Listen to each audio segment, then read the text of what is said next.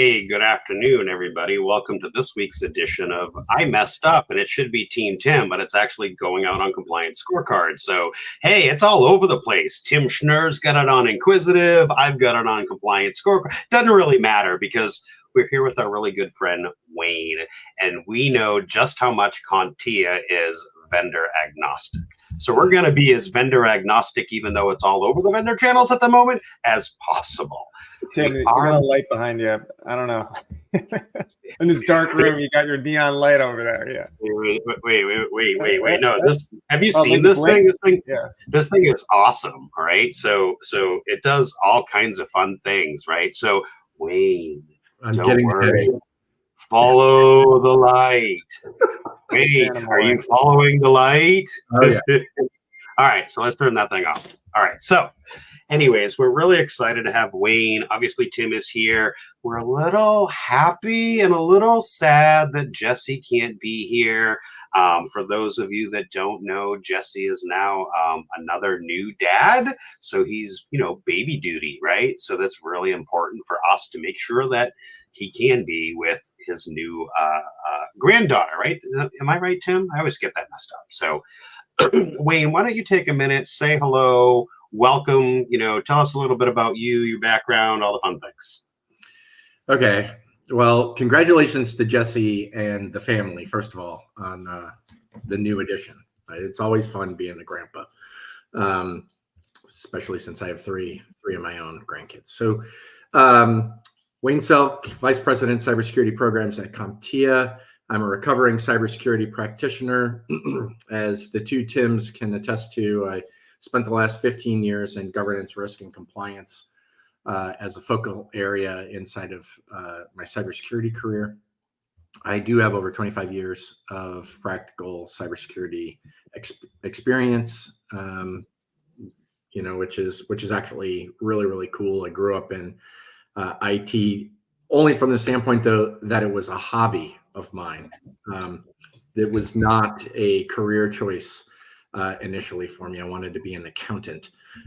So over the last several years, I've been fortunate enough to actually have a career in a hobby, which most people are like, how the hell did you do that? That's awesome. That's awesome. So let me make sure I bring Mr. Tim up on over. Mr. Tim, you take an opportunity to say, hey, hi, how are you? Tim, hey, I think you've got something new going on here. Like, what is that little thing underneath you? Underneath? Oh, the pitch it? This is the pitch it shirt? No, the little lean trust thing. Tell us about this lean trust thing. Lease trust. Wait a minute. Did I mess that up too? It is just a bad Friday. It's all good. It's all good. Tim Schnurr spent a couple of years in the Big Four, cybersecurity for big companies.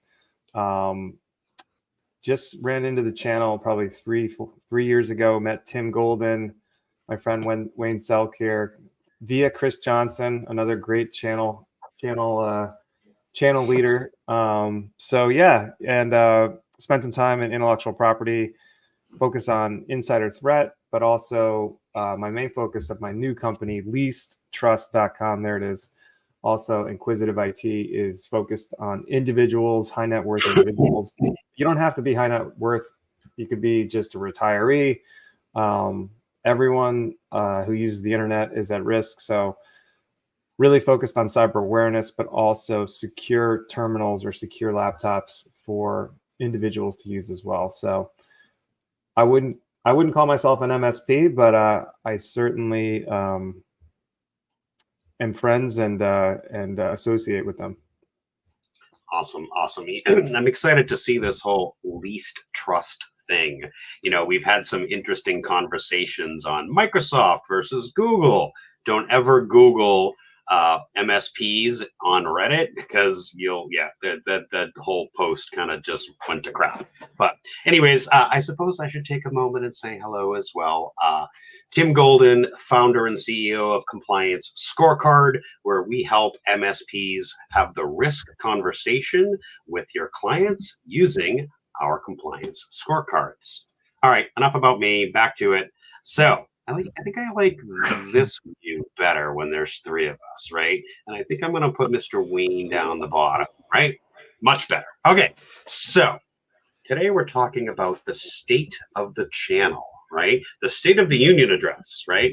Maybe that comes timely based on some news that came out the other day. It doesn't matter. So, Wayne, maybe you can talk a little bit about CompTIA's research division, because it's something that doesn't get talked about a lot. And I think it's a huge, huge value of CompTIA.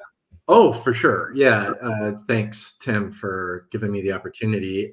Our research team, Seth Robinson, Carol and April, both of those individuals do a wonderful job of going out and surveying not just solution providers around the world, but they also survey a lot of the small, medium business clients that those MSPs service as well. And then they produce these wonderful reports annually. I think we have 6 or 7 flagship reports that are produced. This just happens to be out, just happens to be one of them that we're going to be talking about. There is a state of cybersecurity. Oh my goodness sakes!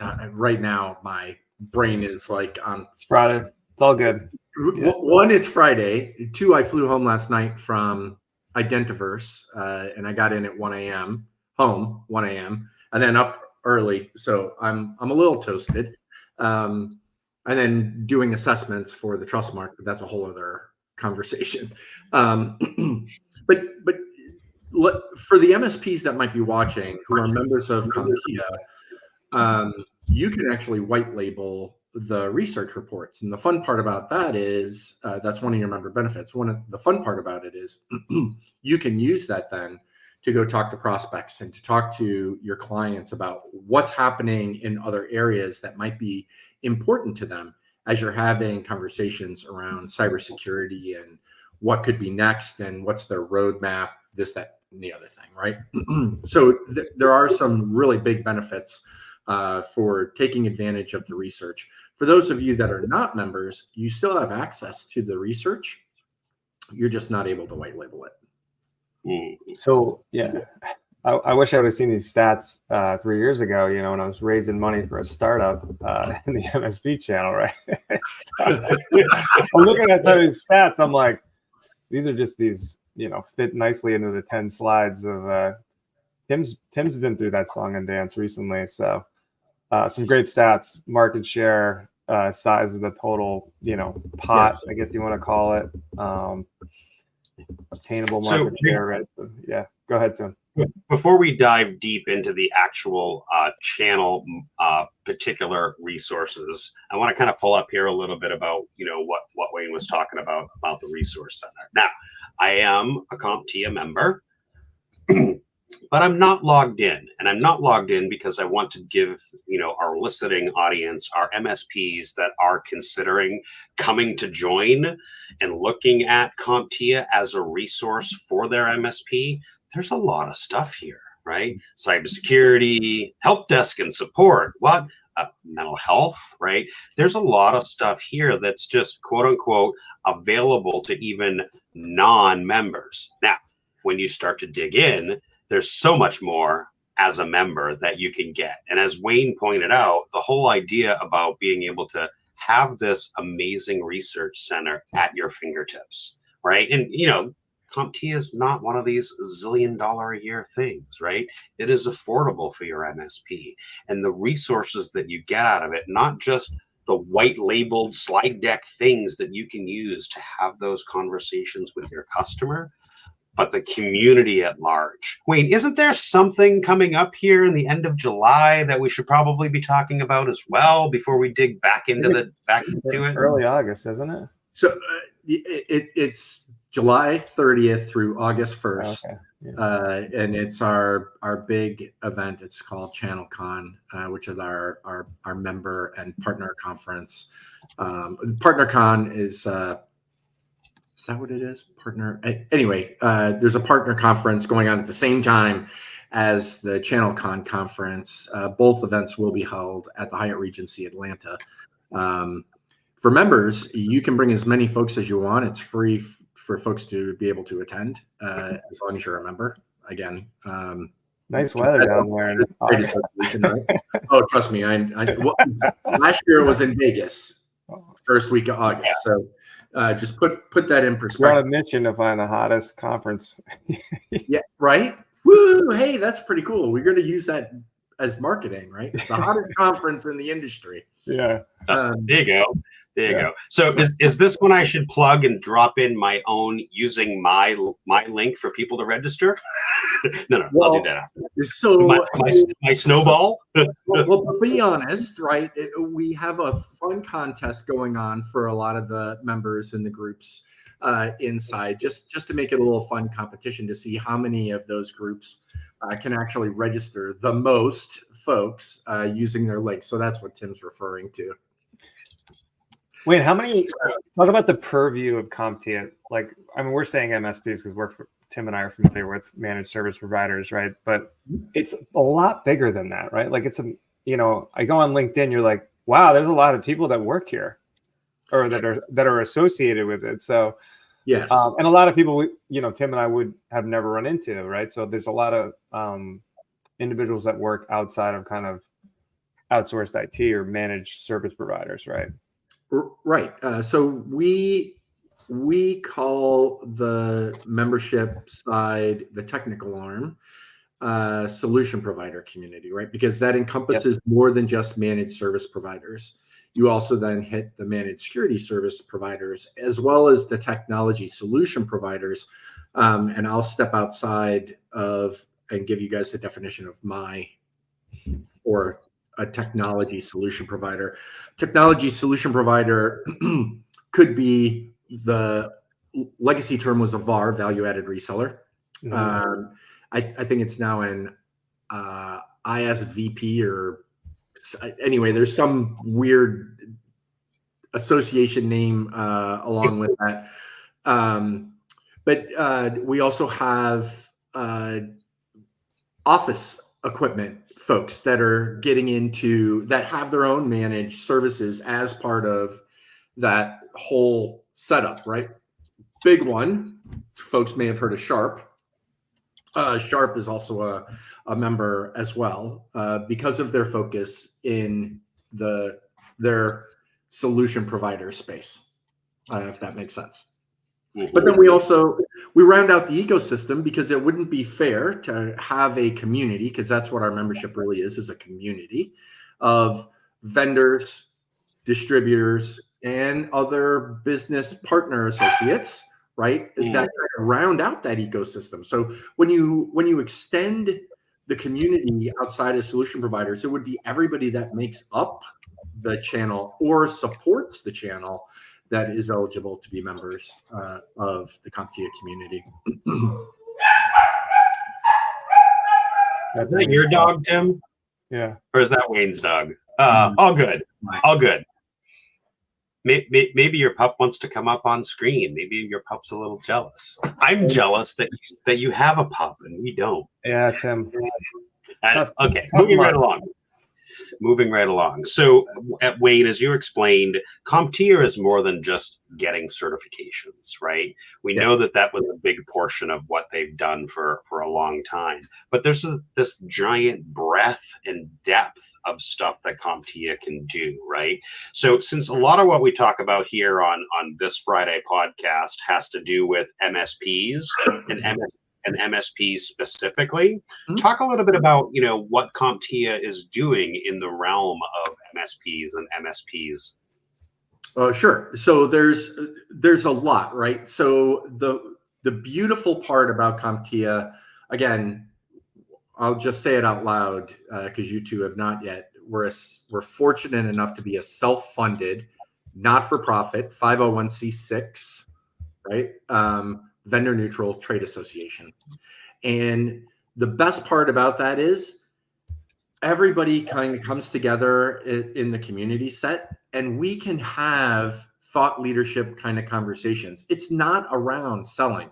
Everybody leaves their title, their logo, and their ego at the door, right? That's just what it is. And it becomes a beautiful networking opportunity, right? Because you're able to dig a little bit deeper into some things and have some some really interesting conversations with members, regardless of where they are, and share openly around talking points, right? Yep. But outside of that, specific to the solution provider community, outside of the networking, because that's a big one, everybody coming together. The other part is we have programs that we have set up. So I'll get to cybersecurity programs in just a second, but there are regional communities around the world. There are 6 today. I won't go in depth on all of them. Here in North America, there's the North American community, which everybody who's in North America is already a member of. That might be on as a member. But within each of those regional communities, we have interest groups. Cybersecurity is an interest group. MSP is an interest group. There's also an interest group in some of the regions around advancing women in technology, right? So there are multiple avenues for folks to get involved, get engaged. And then we also have industry advisory groups, right? So formerly known as our advisory councils. These groups are specific in topics: IoT, AI, not cybersecurity anymore, but the SaaS community as a whole, or the software as a service set, some of our vendor community, and there's a number of others that, as a member, you are invited to be able to join a lot of those. You can join an advisory group, right? So long as you're invited, but that doesn't stop you from joining in on the community discussions. They get together at least quarterly. The interest groups meet on a very regular basis as well. And so there's a lot here to take advantage of within the trade association. Coming back to cybersecurity programs, because I know that's what these two want to talk about, because we're going to talk about the state of the channel. My team is actually focused on helping MSPs be successful in understanding and driving more awareness and understanding around cybersecurity within your organization, and also to help you have better conversations with your clients about raising that awareness and understanding as well. And we offer a variety of different programs today. We're always adding more. There might be one announced at ChannelCon in August or July, August as well. But a lot of that is focused around, a lot of the stuff we're focused on is around the CompTIA Cybersecurity Trust Mark, which would be the organizational accreditation for MSPs, and regardless of size or where you are in the world, it just doesn't matter. It actually helps you create a foundational security program and then help you mature your organization over time to get to a standard set, I'll use standard in air quotes, of where the industry needs to be to better align for coming regulation, perhaps forthcoming compliance or other licensure requirements, or whatever might be happening in that space at the government level, right? Wherever you are around the world. Yeah, and trust marks are a really good segue into kind of what we're going to be talking about here, right? So, I know Tim has some thoughts around this whole concept of trust mark. Tim, what do you think? Yes, I mean, my first kind of steps into this outsourced IT world, outsourced security, right? Like Wild West, right? I mean, we're hearing about varying levels of risk and call it security posture, security, maturity. Did you? We're good. Keep going. You still there? Okay. Keep going. So from a self-regulated organization, we think of like other kind of industries, like law firms use the bar, right? Medical practices have accreditation as well. So you think about other industries in the Wild West. I'm trying to get Wayne back up here. There you go. We like this one. This one might be better. All right. So Ray, I mean, are you trying to bring a level, call it a bare minimum level of security? I don't want to use the word bare minimum because I think that you're really setting the bar of where we want this kind of level of service, level of risk, level of kind of professionalism and best practices versus, like, as I said, some of these other industries like doctors and lawyers, right? Like that. So when someone does use an outsourced security provider, that they know that there's, a minimum level of reasonable, I'm grabbing all these terms, right, from SEC, FTC, all these other kind of regulatory entities that are kind of pushing this vastly unregulated area of outsourced cybersecurity, or even in-house cybersecurity for that matter. So, So there's you mentioned a SRO, right? You mentioned law firms and whatnot about being sort of their own SRO. I don't know, and I'm not going to speak for Wayne. Can you define SRO just so that we have everybody level set? Yeah. Self-regulated organization. Like, go ahead, Tim, if you want to dive into it more in terms of more detail. But financial services was kind of in this spot in 2008, right before the financial crisis. A lot of things were unregulated, and that's where I was. And a long time ago in that career, they used to have derivatives, right? Options and warrants and swaps and things like that. And there was an SRO right out there because they knew there was way too much risk in the industry. And they were making an effort not for Congress to come out and basically regulate them as opposed to an SRO, right? So we're in a situation where we are self-regulated. So we hopefully won't see a 2008 version in cybersecurity. So, yeah. And so, there's been all this talk about MSPs are, I think I've heard Matt, good friend Matt Lee, make the reference, and others make the reference, like, I can go get my hair cut, but that person cutting my hair has been through school and been through training, has gotten their certificate. They need to get their certificate renewed all the time before they can even touch hair. And that's like just getting my hair cut. Unlike an MSP that has the full keys to the car in the entire kingdom and have nothing, quote, quote. Well, now with CompTIA and the trust mark, we can start to have something. Tim, what's this word trunk slammer? Yeah. Well, wait a minute. Anyone can sell cybersecurity. Am I wrong? I mean, well, I mean, are you starting to like get things a little spicy here? Like, I'm really trying to point out that everyone can sell cybersecurity. You do not have to have a license by law to sell cybersecurity, as far as I know. Maybe Wayne's got some instances. Clearly, in federal and some other areas, you have a very, there's a bare minimum set of hoops you have to jump through. So. Well, and we're seeing that, right? You're actually seeing our government take some steps, some individual agencies right now, one of which may have the initials Security Exchange Commission, and the other initials would be the Federal Trade Commission, right? FTC and SEC, my two favorite. And the interesting side to that story, and why I think the self-regulated organization set movement is so important is because you're seeing what happens when government entities, agencies are allowed to create rules to try to govern and regulate an industry, or for publicly traded companies. There's a very wide swath there for SEC. Yeah. But they paint with a very broad brush, right?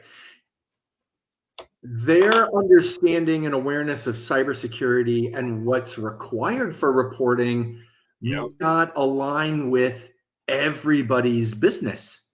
And so folks are getting caught up in, well, I can't do that, right? And we could go down the whole CIRCIA route, the Cyber Incident Reporting something Information Act, whatever it was called, right? Which is you can. Anyway. I don't know. There's some AI thing that pops the thumb up. I don't know what gesture you made, but it was pretty cool. Yeah, it's the thumbs up gesture. But that's going to have some pretty interesting consequences for the solution providers directly that are supporting federal agencies and even parts of the supply chain, depending upon how the final rule is written, right? Because now you're going to have requirements that you didn't have before, and Right. there's also some language in that act that gives CISA, and this could turn into a whole other sideshow, honestly, because I do have some opinions on it. But it does give CISA subpoena power for even if you report. Right. Even if you report, they could still subpoena your organization for more information. So it's again, the final. If you don't report, the hacker will. That's the new thing. Well, exactly, and I think this whole ransomware. They have done that. Pay me or else. Yeah. Yeah. Oh, you'll lose your data, but I'm going to tell CISA. Yeah. Or I'm going to tell the SEC. Or I'm going to tell the SEC. Yeah. You're not following the rules. Right. Yeah. Exactly. So they just created an incentive for ransomware. I mean, what are these guys doing? So to kind of bring it back as an MSP, right? So if we don't start to look at things like Trustmark and we don't start to regulate ourselves, we're going to get regulated and not in a good way, right? And we're going to end up with these archaic, there's a whole thing about, Civil War law that they're talking about. We're going to wind up with this archaic thing that may be too complex, too costly in the long run, and not actually protecting risk, right? Right. And so I think this is a really good, really good segue for us here to talk about what has CompTIA's research turned up around the state of the channel, right? Where are we as MSPs? What are some of the key stats that have come out of this report, right? Yeah, Tim, just to echo that, like you're going to end up with a one size fits all, call it a 800, 171 or something like that. And you're trying to manage a 10-person bakery, right? And you're like, oh no, right? So clearly you want to self-regulate before someone regulates you. Exactly. And Tim, isn't it ironic that the most popular framework out there, and Wayne, I was going to ask this question anyways, is that actually put out by accountants, right? The SOC 2, right? So correct. Yeah, don't even get me going on SOC 2. If you've watched any of our videos for the last 6 weeks and the next 3 weeks, we're talking all about SOC 2. So, but let's be honest, right? And this goes back to how we were even leading up to this. This isn't fear mongering. This isn't tactics to get folks worried or start wringing hands on a Friday before a wonderful weekend. But really, this is about raising the awareness and understanding what is really going on in the world today. And do we need to stop and truly pay attention to what risk this could actually bring into my business? So there, Tim, I just tied it all the way back around to the topic at hand, right?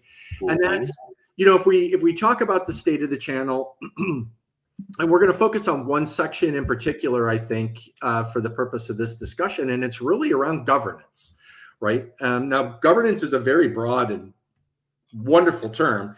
A lot of folks cringe in the technology space when they hear it, because that means I have to apply some rules, some guidelines, some boundaries around not only my organization as a whole, but what my organization is allowed to do and what we're not allowed to do, right?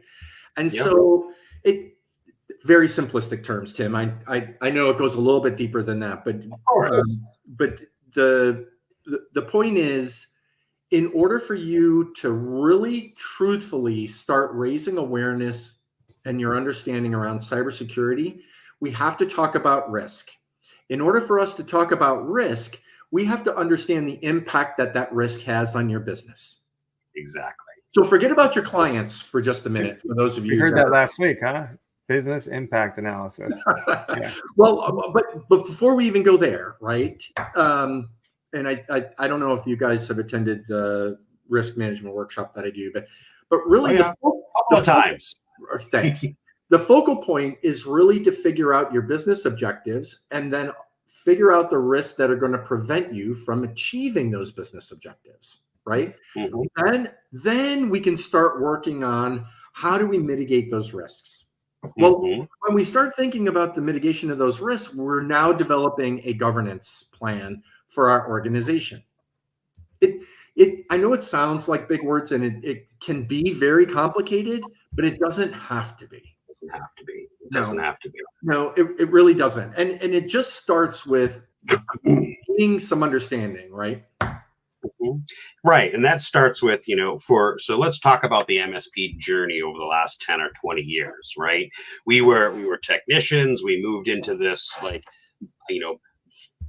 break it, fix it, break it, fix it. We moved into this I can charge a monthly fee for this. This is great. Now we're building MRR, and now we're an MSP, and now we're building on cloud services, and we're doing the things, right? We love our ones and zeros and our clicking the buttons and doing the things, but we're missing a whole separate side of the business that we are well positioned to start having those conversations, right?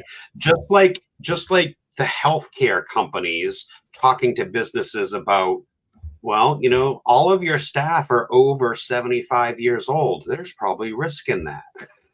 Or all of your staff are 17 years old with the red Ferrari. There's probably risk in that, right? Or even if we talk other areas of the business, a lot of small business owners get the concept of risk.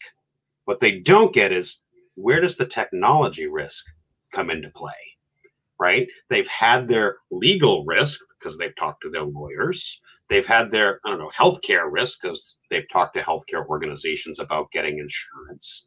And now we are well positioned because we know the tech. We've been doing the ones and zeros and bytes and bits. Now, us as those technical advisors need to try to start to pivot the conversation to business risk as it relates to technology. And I'm not talking about the FUD, the ransomware, the hacking, even simple things, right? You've probably heard me say this story a dozen times, right? I had a client, they had, 3,700,000 printers all over the place, not standardized, multi-factors. I went in and I looked at all of the multi-function printers that they had. And I got rid of them all. I standardized them all. There was one model across the entire organization, across the entire country. And I saved them 150 grand a year for 5 years, right? That's a financial risk that they didn't even know they had, those kinds of things. So, yeah, I think this whole conversation of pivoting from, hey, we're break fix to MRR to cybersecurity to kind of having the risk conversations, as Wayne put it. And Wayne, you have some really great information in your risk course. You want to touch on a few of those pieces? Well, I kind of started to lay out a little bit of the methodology that I think actually helps solution providers truthfully understand the risks inside of their business. And I actually have a homework component that anybody is welcome to it. Just ping it. Yeah. Just ping me or ping Tim. Tim's got a copy of it. Either Tim, I think, both of them have a copy of it. But really, it's, again, figuring out your business objectives, the risks that are going to prevent you from achieving those objectives, and then starting to mitigate those risks with your people first. Then what you can't mitigate with your people, look to your process. Whatever you can't mitigate with process, then focus on technology and put it in that order. Right? Because that goes from, sorry, there's my thumbs up. I love the thumbs up. That goes from least cost to higher cost, right? Because the more you can do internally and changing stuff internally with your people first, then your process, that the very slow or very small amount of dollars need to be spent there. When we start talking about having to add a technology or change a technology, adding a license or that kind of stuff, then the cost starts creeping up a little bit more. but you may not have to go directly, because a lot of technologists, let's just be honest, go straight for the technology play to try to solve for something that they could have taken care of with their people or their process. Just simple changes. Simple changes. Simple changes. MFA would be a simple change. That right? I can't believe it. Tim's got a good story about basically going through FedRAMP moderate without a tool. With literally process and policy, like this is the policy. Yeah. Yeah. When keep going. Yeah. No, I just, it's possible. Yeah. Sorry. The other thing about this is standardization is your friend. And I say that, trust me, I've had people laugh and tell me I'm full of caca before. So if anybody wants to do that, that's fine. Well, you got one hand, you're like, oh, you got to ask the questions. But the other hand, you're like, standardization, right? Like Jesse says it too. Like, well, we got to make money, but like, you got to kind of know their business. Well, there's that. But even internally for your own process. I mean, Wayne, I was just having a conversation with Tom Brennan from Crest earlier. Crest International, because we were walking through an assessment, getting ready to turn those over. But standardization actually helps you do by exception processing, because if everybody is going in the same direction, the minute somebody steps out of that line to go take a different direction, you go, wait a minute, what are you doing? Why are you going that way? Right. And so from a cybersecurity world perspective, those are the things we want to pay attention to, right? Get rid of the noise, forget about all the ants going in a line. When one of them hangs a hard right, what's going on? What caused that deviation? Is that an infiltrator amongst our group? What's the dealio? Very easy to find those kind of things. Easier to find things. Right, it is. The Southwest model, the Chick-fil-A model, right? Why are those businesses so successful? Because they have one way of doing things.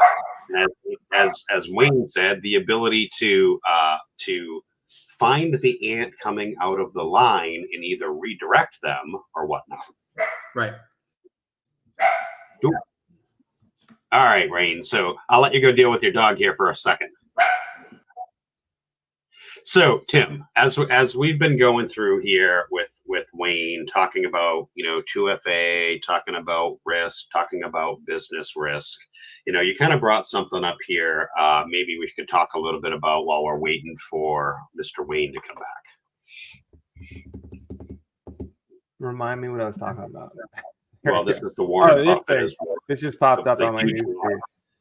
Yeah, I mean, Warren Buffett always says, be fearful when others, are greedy, and be greedy when others are fearful, right? And my personal opinion is I don't know how you could possibly write cyber insurance, right?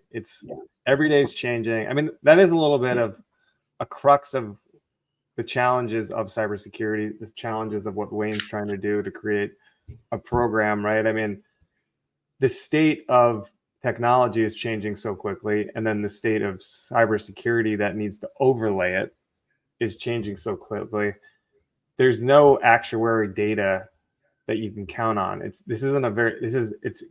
extremely unstable and extremely innovative. So the attackers are innovating.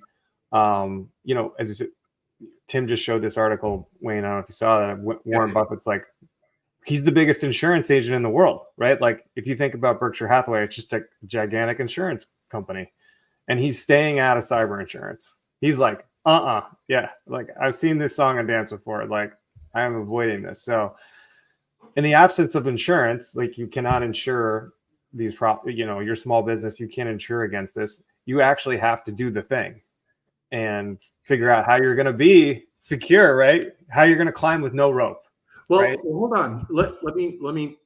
Let's agree to disagree on what you just said. Okay. It's really about minimizing the impact from a terrible, horrible, bad day, not so much about securing yourself. Resilience. Right? You're going to get attacked, but can you survive? Correct. Right. So let's frame it in that kind of a context, because we certainly don't want to give anybody the impression that you're going to be able to find a silver bullet that's going to be able to protect you from the werewolf, because it oh yes, I love the blues. I got the got the balloons. Right. So it's about minimizing the impact to the business, knowing full good and well something's going to happen. We don't know when, we don't know how, but we need to reduce the how bad to as little as possible. And there's some good examples. There's some good examples. Robert Chiaffi, right? Like, you know well, right? And he's like, look, I got hit, and like, what do? I train harder. Like, I'm a Navy SEAL. Like, I'm training. Right. I need to be the most dangerous, resilient person out there. Mm-hmm. They're dogs. We love dogs. It's okay. So, and look, what's your dog's name? Daisy. See, Daisy agrees. There's only one right? dog back there. There's not a couple. Yeah. I'll be right. I'll go grab her. Okay. I'll put her on my lap. Even better. So while we're waiting for post on that article, Tim. I was gonna say, while we're waiting for Wayne to come back here, right? So, listen, for the MSPs listening, right? Oh, here he is. He's back. All right. So I didn't have to fill time. Hey, Daisy. Dog. Is that a King Charles? Is that a King Charles? Yeah. Cavalier King Charles. Yeah, that's what my daughter has, Cavalier King Charles. Same colors too, so they're great little dogs. But they can be a little mouthy from time to time, right? So, yeah, that's all good though. That's all good. So on my lap, but anyway, perfect. Sorry. Can I go take a nap too? No, I'm kidding. Lap. Back to back to the state of the channel. I tried to take one before this. I usually have my like 12 to 12:30 power nap, but I didn't have in 20 years from now, everybody's gonna nap. It's gonna be like the health fitness craze. Yeah. So anyways, back to the state of the channel. I've got some good stats here. The link is in the article. There were a couple of key things that I kind of saw when I started kind of digging through this. And this is like, there's two sort of state of the channels, right? So this one here, let me pull that up real quick, make sure I'm doing the right one, right? Talking about the IT spend on businesses, right? $1.5 trillion. Like, okay, MSPs, there's money to be made, right? Would you agree, Rain? Oh, absolutely. There's another side to that coin though, which I think you're gonna touch on too, right? So yes, businesses are willing to spend, but they only want to spend those dollars on things that they absolutely need. Wait for it, to protect their business. Now, in order for that to happen, they have to understand the risks associated with them not achieving their business objectives. That's where they're going to spend the money. Right. And it goes back to what Tim, Jess, and I always talk about of the 3 R's, right? Risk, reputation, and revenue, right? And one of those 3 pillars, maintaining that sort of pyramid triad, the R triad. Hey, look, we just invented a new thing. The R triad, right? Risk, revenue, and reputation, right? And so, as Wayne said, they're only going to spend the money on the things that protect their revenue and protect their reputation. Absolutely. Because they don't understand the risk part, at least in the cyber world or in the technology world, right? If I was an MSP and I was talking to the HR, if I was ADP, right? We all know who ADP is. They're humongous, right? I'm the HR person talking to the HR person. We understand that risk. Employee handbook, equal opportunity employment, right? Doing the HR payroll stuff, doing a PIP.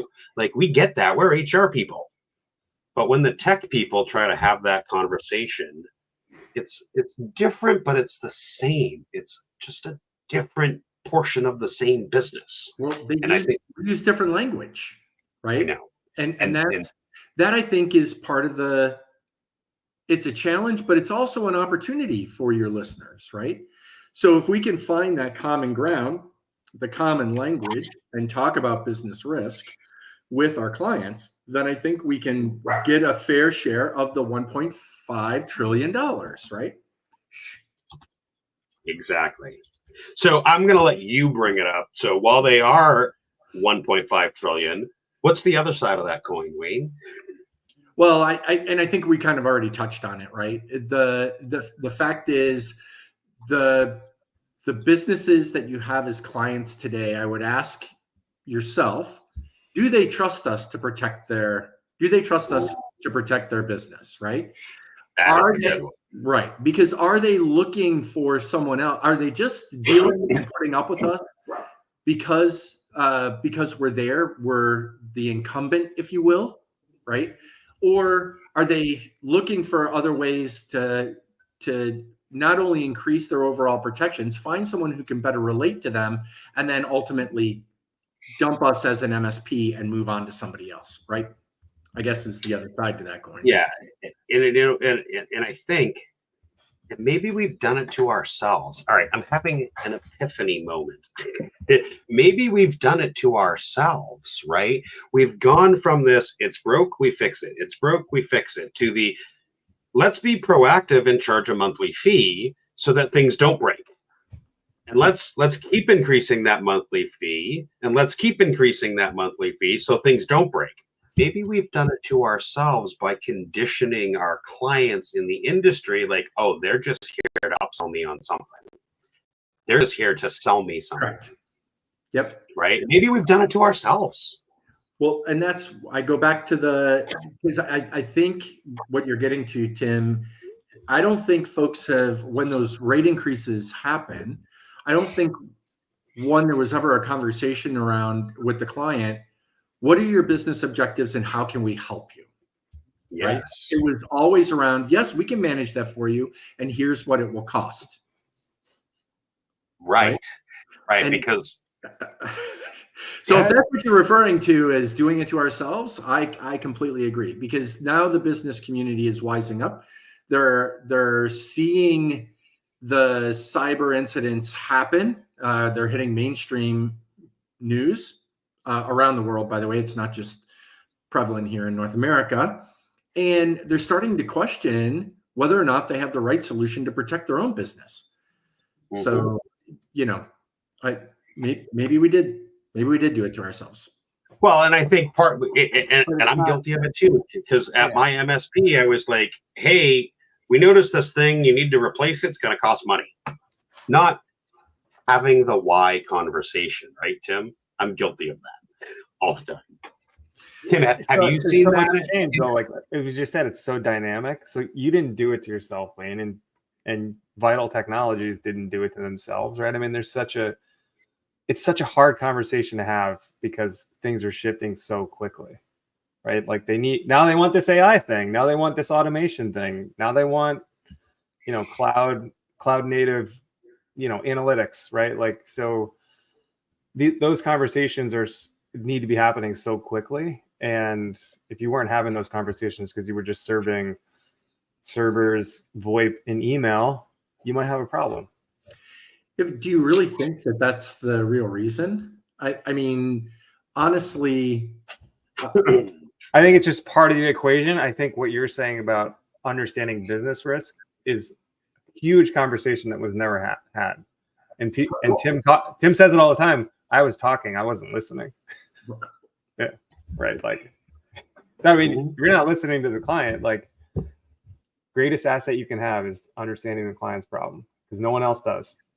Well, that's absolutely true. And that's the opportunity part of the conversation, is that if we stop and we listen and we ask questions and we become a better partner to our clients, and we can truly show them how we can help them save their business from a complete meltdown disaster, right? Won't be able to solve it completely. There will be some impact, but again, if we reduce that impact to something that's a little bit more manageable or tolerable, then I think we would have accomplished far more than just selling them a technology solution. Yeah. Well, I think it goes both ways though, because as you ask those questions, like these opportunities unearth themselves. Oh, right. We also do, Oh, for sure. This and that, right? Like, oh, I didn't know. I didn't know your business did that. We've got this thing that does that. Or you come to find out that they have this whole other technology realm that's sitting off to the side that you Right. weren't even aware of. That's a huge gaping hole to come into the environment. Like, what the? Oh, Daisy. I'm sorry. I'm distracted by the dog. I miss our doggy. So, the hardest lesson I had to learn as a newer MSP, back in 2018, 19, whatever the hell it was even well before that, dealing with even just our internal clients before we went after commercial ones, dealing with our government ones, which was understanding the why. Right. And so I was always focused as a technician, like, oh, problem A, tab B, slot C, done. And by the way, give me money. Right. And it is how I think a lot of technicians might think. And we've become business owners ourselves. So, hey, we have our own risk. Right. I wonder if we're even doing that work for ourselves, which is a whole nother webinar that we should probably do at some point, which circles right back to Trustmark. There's no time to fix myself though, Tim, because I'm busy, right? Like, I'm not going to call out a couple of individuals from MSP Geek, but you both know who they are. And one of the things that they ended up telling me was it hasn't really been a priority for us. And I'm like, coming from the two of you, that shocks the heck out of me a lot. Yeah, I know. And they were like, I know. We just need to do it. Yes, please. Just get started. Right. That's my motto. 2 years. That's my motto. Start someplace, pick something, start now. Right. And what I've been harping on for the last year is dedicate 1 hour a week, turn everything off, and start doing something on yourself. You have to manage your business too. You can't just manage the revenue, because if you're not managing the business, that revenue is going to disappear. It's a really vicious circle. Yeah. If you don't stop and take some time to focus on your business, you won't have a business, I think is the adage, right? So Wayne, and this is advice for GRCs, all of them, Tim being one, co-sell, co-deliver with the MSP. Why do I say that? Because they're not going to do it. They're not going to learn it unless they can learn on someone else's dollar and keep the business going, right? Right. And then eventually, after maybe the third client, they'll be like, oh, maybe now I know how to do it. So like, I'll clean up that. That is literally the call I just got off. Is that a bourbon collection? Literally what we did. Yeah. So, and not to talk about myself, but it's literally, how we work here, right? The cohort, you get it. So, So we're coming down the last 5 or 6 minutes. I know Wayne wants to go hang out with his dog because it's a beautiful Friday afternoon. I want to go take my nap, right? So we're coming down the last few minutes. We always like to have sort of one key takeaway for our MSPs, right? So to recap real quick, CompTIA has this great research division, where as a CompTIA member, you can get access to. As a non-CompTIA member, there's some stuff available for you. And this research division has put out some really great reports and some really great data on the state of the MSP channel, right? The state of a bunch of different things, not just the MSP channel itself. So go check out CompTIA. Wayne, I'm going to let you come up here real quick and talk about your one key takeaway from today. And then Tim, you're up next. My one key takeaway for your audience is please focus on your business. Listen to Tim, take the 1 hour, one hour a week. And if you can't do 1 hour, at least for God's sakes, do 30 minutes and focus on your business, pick an objective, figure out the risks that can prevent you from achieving that objective, and start with your people, move to your process, and then your technology. You may be shocked to find that you don't have the right tech stack in order to protect your business. Shock of all shockers. I know it's true. You may also find, and I had an MSP tell me this when I delivered the workshop in Vancouver, he was almost mad at me because he was a me, myself, and I are a solopreneur who built his business around outsourcing all the services for his MSP. The only thing he did was wanting to sell to clients and drive them into his outsourced providers. The one thing he failed to recognize, which my homework helped him with, was to realize that he took his eye off of that side of the business and they could ruin him tomorrow. So now he had to hire somebody to be able to have oversight on all of his outsourced providers. Right? I mean, just simple stuff like that. We don't often have the right perspective or right lens as we're viewing our own business, and how not only how are we being impacted by our customers, but how are we impacting our customers as an organization? So there's my one. Awesome. Really great point. Mr. Schnurr, what is your key takeaway for today, my friend? So I was going to talk about SROs and CompTIA's Trustmark, right? Which is really, it's not perfect. SOC 2 is not perfect, but the end customer needs a way to figure out if you're meeting some bare minimum, call it, maturity, right? In terms of cybersecurity. And there's no other proxy. There's no other proxy for that. So even though they're broken, they're going to keep asking for them. So, I think CompTIA Trustmark is far beyond, right? It's much more prescriptive. It's using CIS controls. It really, illustrates and evidences like good security. So, we're huge proponents of Trustmark, and these people, everyone's going to keep asking for it. Third-party due diligence is just going to continue because they're smartening up because someone else is asking them for their security, and they're going to ask you for your security as the outsourced security provider. So we have a whole community to help as well, which you would be hard pressed to find in some of the others. Yeah, SOC 2 is just saying. It's you don't have to go it alone. That's the other cool part about it. And I'll throw it out there. CompTIA Trustmark is far less money than a SOC 2 or an ISO. Far less money. And by the way, it comes from an organization that probably most of your customers know, like CompTIA, right? So I guess my key takeaway, you hear me, and I'm going to keep saying it, start something, do something, start someplace. Either as the MSP owner or dedicate one of the humans in your business to dedicate 1 hour once a week, turn everything off, the cell phone, the email, the tickets, the Slacks, the Teams, turn it all off and sit down in front of your computer and, I don't know, write one document. This is how we buy stuff. I don't know, maybe grab some templates off the internet. This is how we, I don't know, onboard somebody or offboard somebody.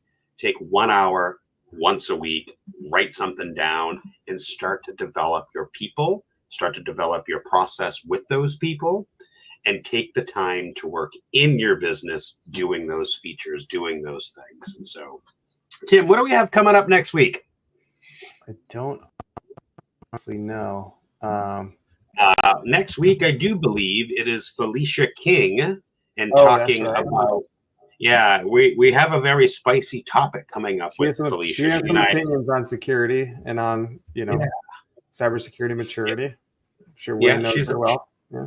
She and I have had some really great conversations, and we were kind of bantering over on Tech Tribe on a particular thread. I won't get into the details.